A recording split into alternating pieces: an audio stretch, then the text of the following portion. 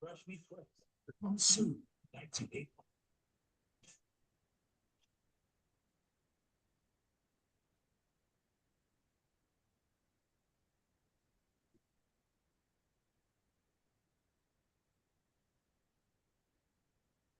Headlines, analysis, in-depth analysis, the stories, newspapers.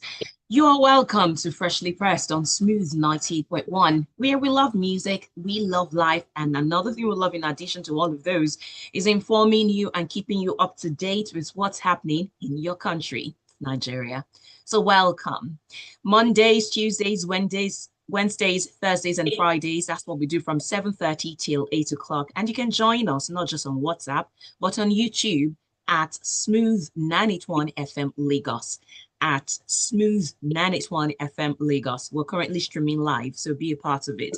You can send your messages, contributions to 0911 999 0981. Again, 0911 999 0981. My name is Oluwaseun. And joining me this morning to analyze the news stories is architect Ebi Bozimo. Good morning. Good morning, Oluwaseun. Good morning to all of the wonderful listeners out there. Get well soon, Mr. C. Thank you. And without further ado, let's get started with this one coming from Guardian, where Vice President Kasim Shettima has disclosed that Nigeria may require an annual budget of 1 trillion naira to sustain nationwide coverage of the homegrown school feeding program. You know, of course, the number jumps at you, 1 trillion naira, but the conversation has to be about value. As part of this speech, the vice president said the goal is to make sure that no Nigerian child learns on an empty stomach and that farmers benefit directly from the prosperity their labor generates.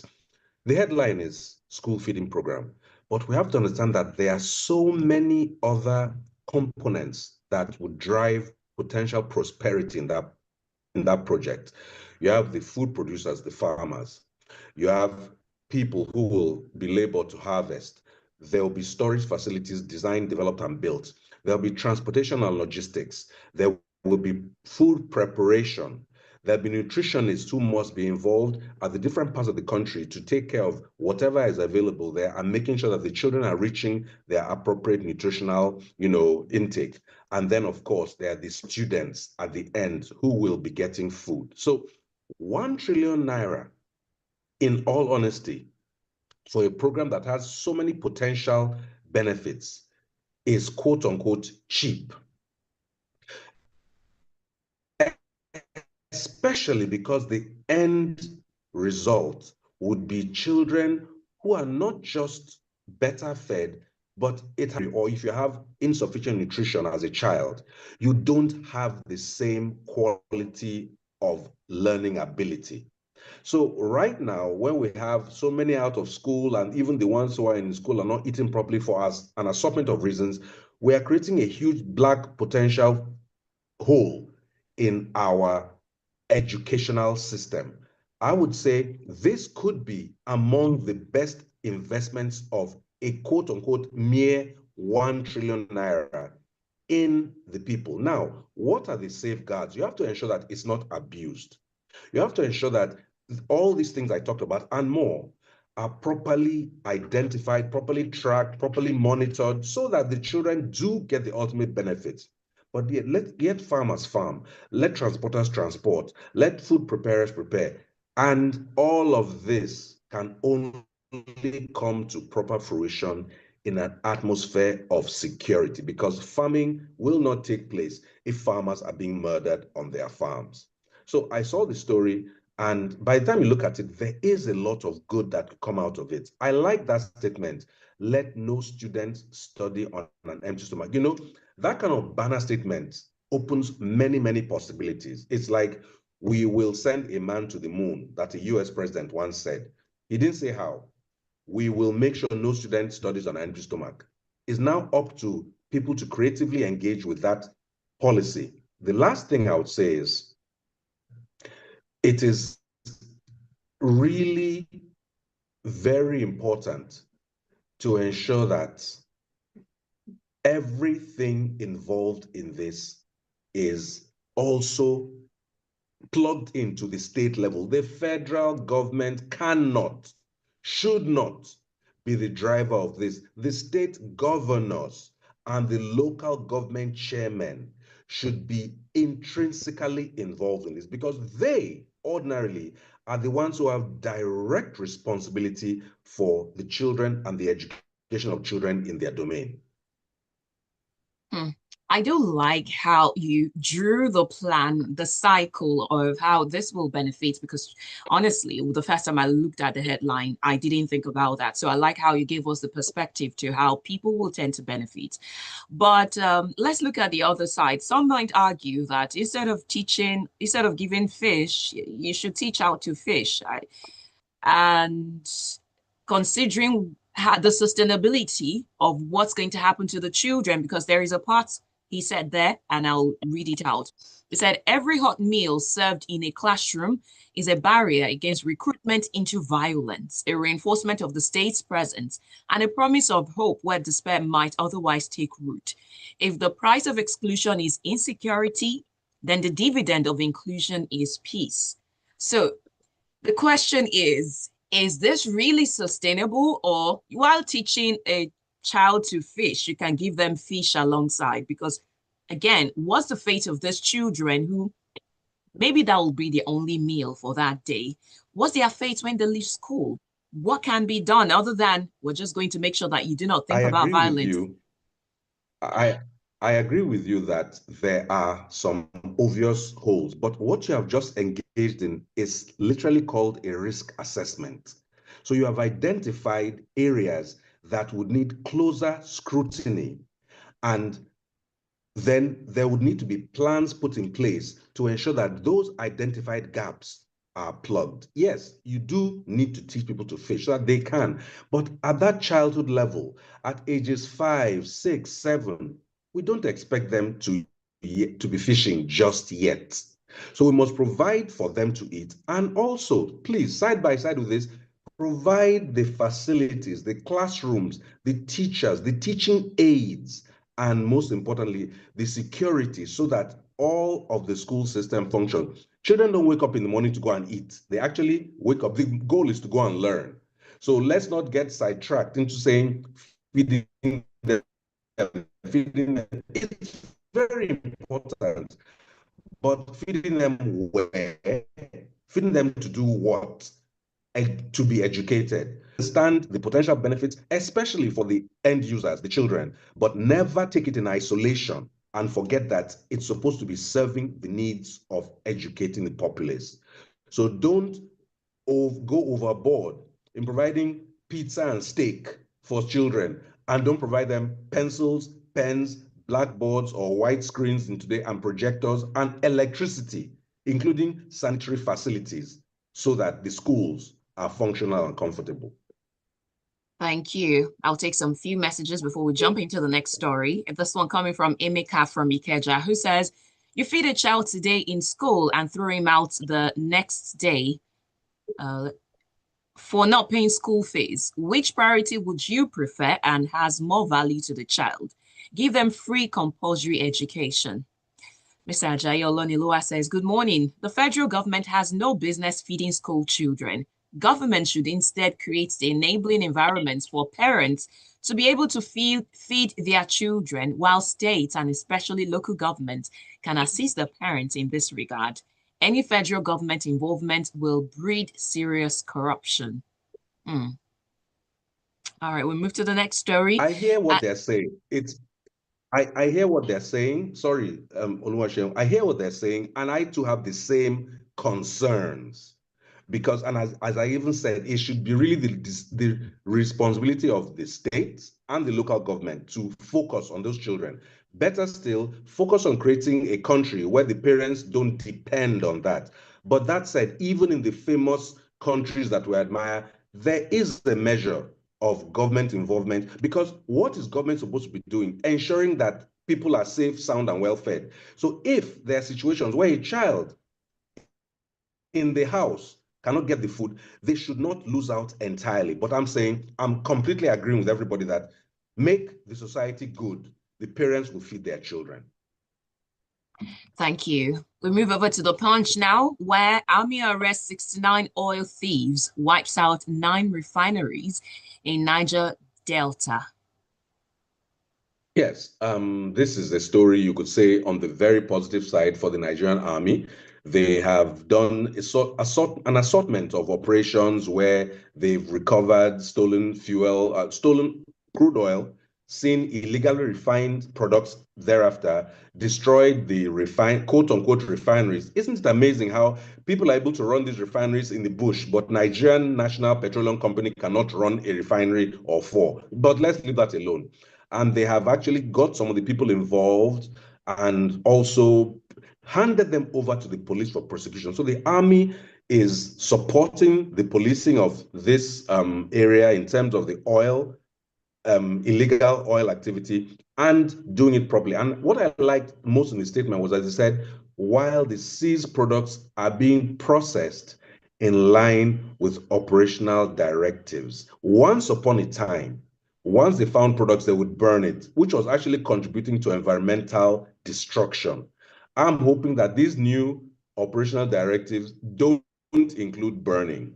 And if you have product that is relevant, you know, put it into the system so that people can use it. And at the end of the day, those illegal processors now lose the benefits of their illegal activity. But at least the product need not be thrown into the river or burnt and destroyed. I've seen clouds the size of atomic bomb clouds where the army was burning, you know, illegal product in Niger Delta. It was unnecessary.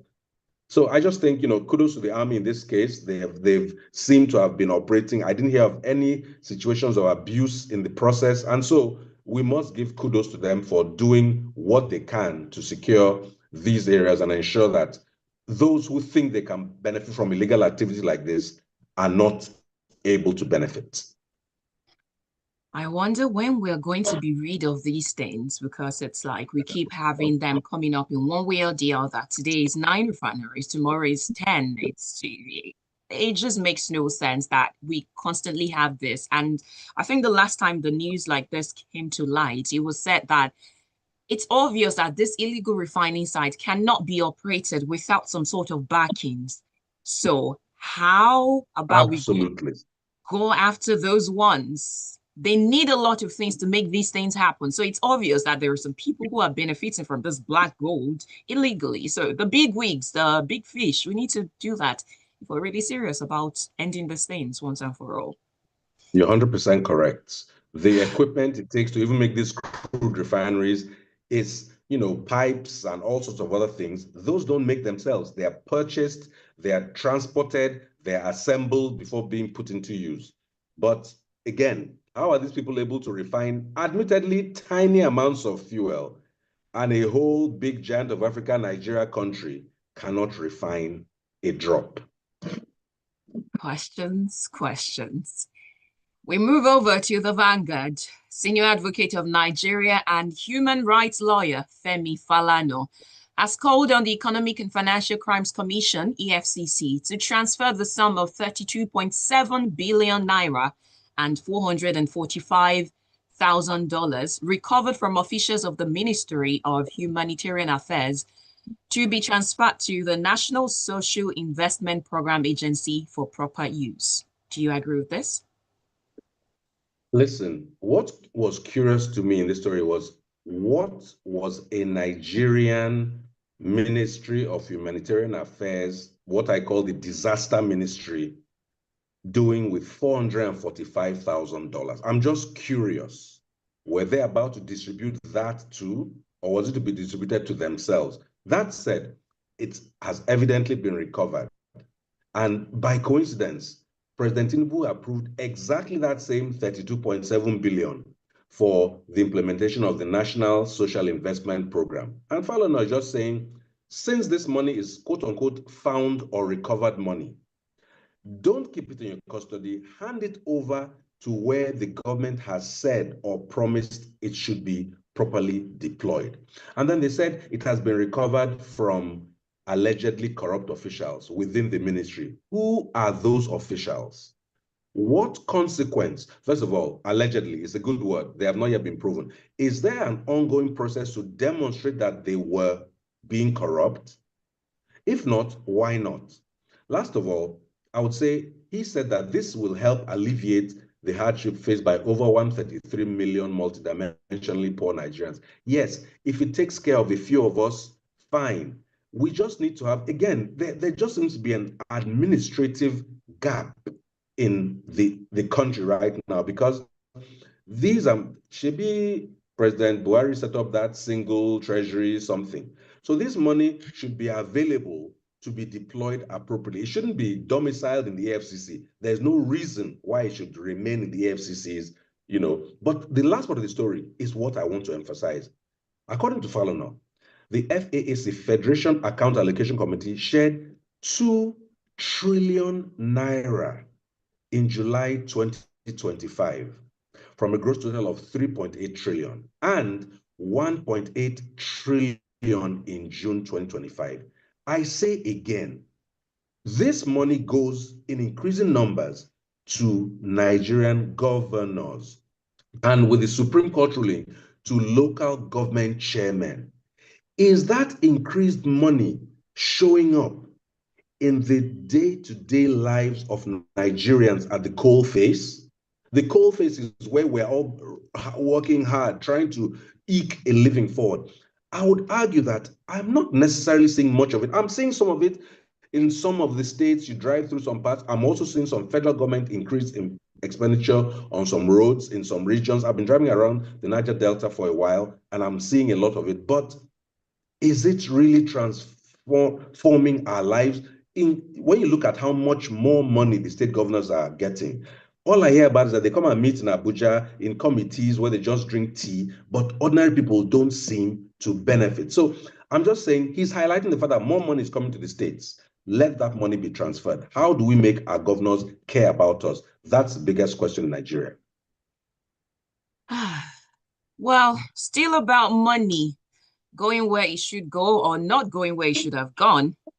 The House of Representatives Joint Committee investigating the disbursement and utilization of 59 billion naira Central Bank of Nigeria loan for the National Mass Metering Program has queried the Nigerian Electricity Regulatory Commission for alleged non-utilization of the fund for the purpose it was meant for.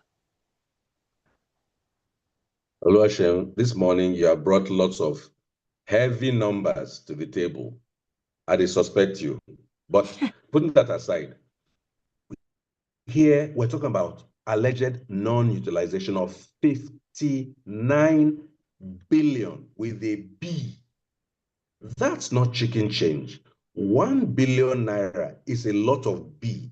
You have almost 60 of those Bs, and they're saying, where has this money gone in terms of metering? Is there more access to meters? Are there more manufacturers of meters? Is there more revenue? Because the goal was put more meters in place so that you can correct this, under reporting of revenue. You can really track who is using what and how. You do a band A to E or D, and then you don't have meters to measure it. What are you talking about? And they're trying to stop collection losses. They're trying to encourage local meter manufacturers. For me, that is the most important. Local meter manufacture is the most important thing in my view. If you have 200 million Nigerians and you have them in families of 4, then you have that many households, quote unquote, that need meters. That is a simple target to try and attain. But NERC seems to have got some wealth management people to do with the fund. So that's the question. You are using the funds, but you don't seem allegedly to be using it for what it's done. So what is the consequence? They have said, look, if they look into this and it's not being done, they will invoke relevant constitutional provisions on anyone who is found to be frustrating the investigation.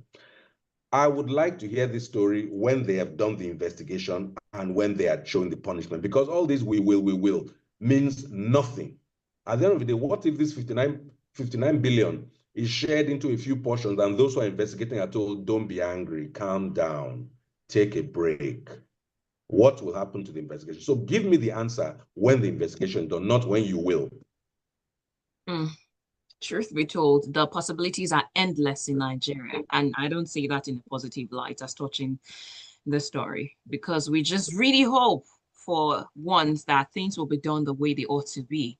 But you can join this conversation by sending your messages on WhatsApp 0911 999 0981. Again, 0911 999 0981. I'll take some messages on WhatsApp.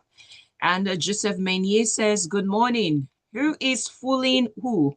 1 trillion naira for school feeding program. In Nigeria, every proposal is always excellent on paper, but implementation money is either swallowed up by animals or disappears without any trace. Just as all state governors cannot categorically account for security votes, talk less of the allocation from federal government. The simple solutions for the government at all levels to fix the country, from local to the federal government, and the citizens should be able to enjoy dividends of good governance. May God help us. Thank you, Joseph Menier. From Epe, Fabian says, good morning, everyone. I wish the army could be as effective in combating the bandits and kidnappers in the north as they are in the Niger Delta. Can we not learn how to refine crude from those who illegally refine crude there? Can the EFCC prosecute the ex-humanitarian affairs minister? How could such a large amount be moved without being flagged by the CBN or tracked? Or is only one signature required? Fabian, questions, questions, questions. Gilbert Musa from Festac. On the school feeding program, like Mr. Ebi said, security is key, so farmers can produce food in a safe environment. On the arrest of oil thieves, the question is, why is this trend still active? Answer, an idle mind is indeed the devil's workshop. Young minds should be gainfully employed or engaged in creative enterprise.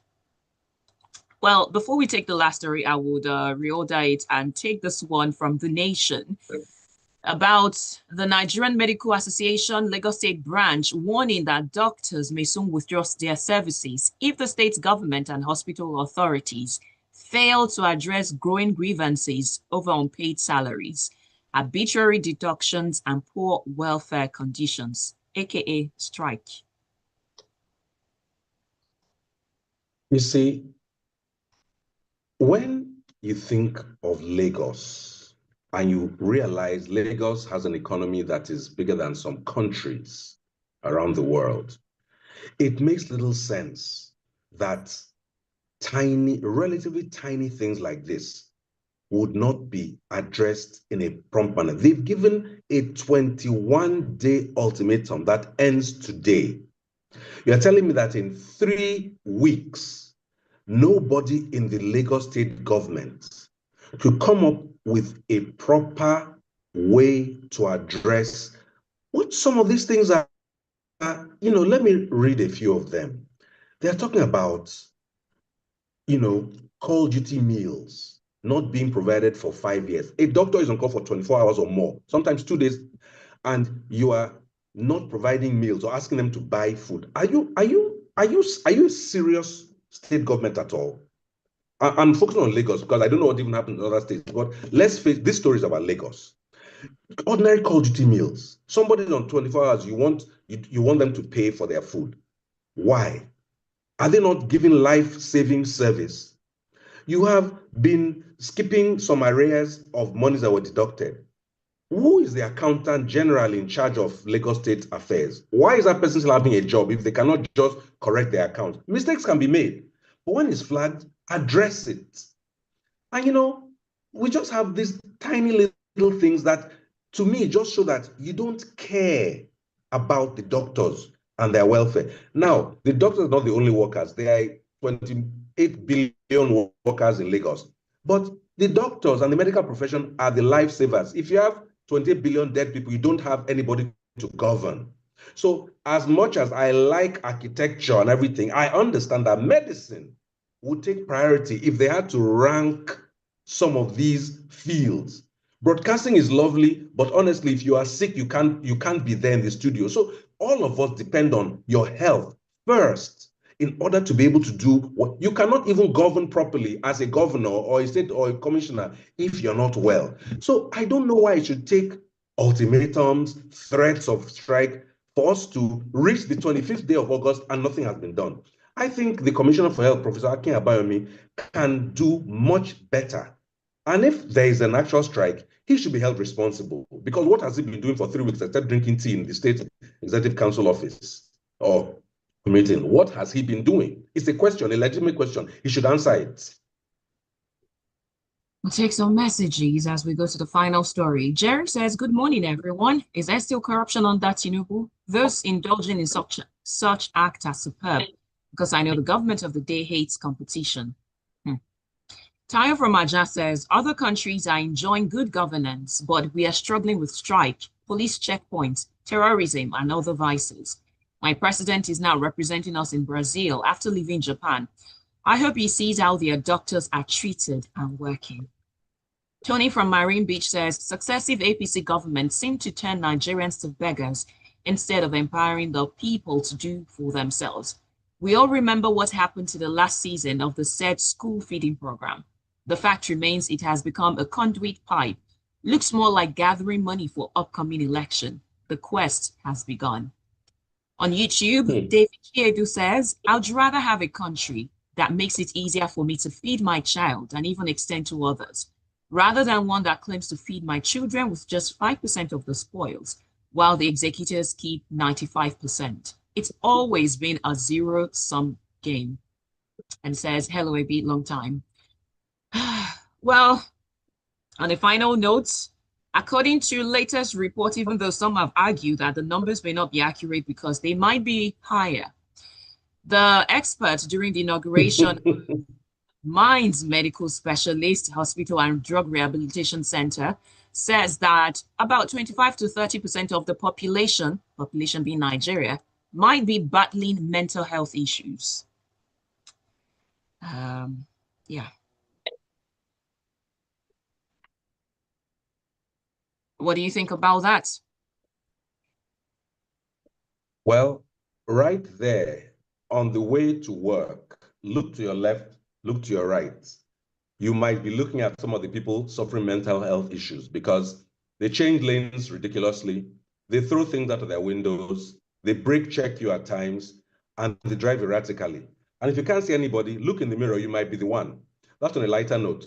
The truth is that there is a lot of mental health issues, especially exacerbated because of the pressures that everybody is experiencing right now. Even if you were just on a spectrum, by the time you go through what you're going through as a Nigerian, you can be excused. But this whole conversation came up when they were opening a facility in Ondo State where mental health issues are the focus. And it just reminded us that some of these things are also caused by, intake of illegal substances. And sadly, our society is tending in a very dangerous way, where people casually use all sorts of things. At one time, the most dramatic thing people use was cannabis. Now there are all sorts of substances that have names and they are volume related, loud, short, tall. I don't know what they are, and we'll never know. But people are getting affected by them. And it's affecting the quality of their life. But it's not even the individual. If one member of your family has a problem, honestly, the entire family becomes affected because that person may become a nuisance inside and outside the family. They're stealing money to feed their habit. So we're just saying, first of all, do not stigmatize people who have mental health issues because some of them can be and have been rehabilitated to become productive members of society. And that right there on Yaba left, there's a place, there's Arrow, there are different places around the country where we should also invest in understanding that mental health issues are not a one-way issue. Yes, some people are irredeemable, but another population can be redeemed and can contribute properly to the society, even by just being a warning message to younger people or even older people who decide in their old age that they want to be foolish. I just think it was a good thing that that facility was being opened and more of such need to be scattered around the country so that people have choices, or you should be able to, when you're having a mental health crisis on a tough day, you should have a place where you can just go and be checked to make sure your sanity is intact. But it was a good thing that we're opening this facility in Ondo State, and at least it adds one more option for mental health care. And with the current state of the country, especially economically, it will be great for us to have facilities where you can just check in and take a break from being an adult in Nigeria. Absolutely. It's hard. I'll take some Honestly. messages on WhatsApp. Emeka says, I'm a doctor in a federal teaching hospital in the food basket of the nation, and we are not provided call food for once. Sometimes we also have to look at the medical directors of those hospitals too. True. Taya from Maja says, I feel that figure is suppressed because crazy things are happening. As I said, look left and right. You will see a couple of people who are going through mental health crisis, driving to work side by. The bus driver, ask him questions and get some answers and affirm for yourself that he's not crazy. Fabian from Ekpe says, with hunger in the land, kidnapping on the rise, poor remuneration, increased substance use, and an increase in taxes around the corner, mental issues should be ripe in our land. Unfortunately, there are few psychologists and psychiatrists, and more health personnel will jet out. The government knows what to do if the people are their concern. And on a final note, Anthony says, talking about mental health, it's gone beyond these out on the roads. How can people be mentally healthy under this sort of tyranny being exhibited by our politicians? Talking about increasing their salaries again is running Nigerians mad already. We hope to get a break from the things that keep coming up. And please, while you're out there, take care of yourself, take care of your mind, and do give yourself some break as well, because at the end of the day, you need to be in absolute perfect shape mentally so that you can live the life that you want, hopefully. Thank you, Architect Ebi Bozimo, for your time this morning. In fact, I would Please argue that the mental check should be done on our political class, because the kind of priorities that they have versus the needs of the country, there's a mental gap there. But in all things, we will continue to strive to push this country forward, because it's the country that we believe in, we love, and it can do so much better than it's doing right now. Thank you. Friday will be another time to have your presence, and hopefully the stories are not as draining. One day, we hope that we would have about 6 rounds of stories that would just make us laugh from the beginning till the end. It will be lovely to have such a day. We look forward to that. Everyone who listened in, thank you so much for your presence. Thank you, and bye for now. Thank you, Lagos. Thank you, Nigeria. Thank you for being there this morning. We continue on Locker Room, 8:15, that's the time. And the Smooth Breakfast continues on Smooth 98.1. My name is Oluwaseun Olusegun. The headlines, the stories. Ooh. Thank you very much. Thank you. It was a privilege and a pleasure to join you. Have a great week ahead. Thank you, sir. And you too.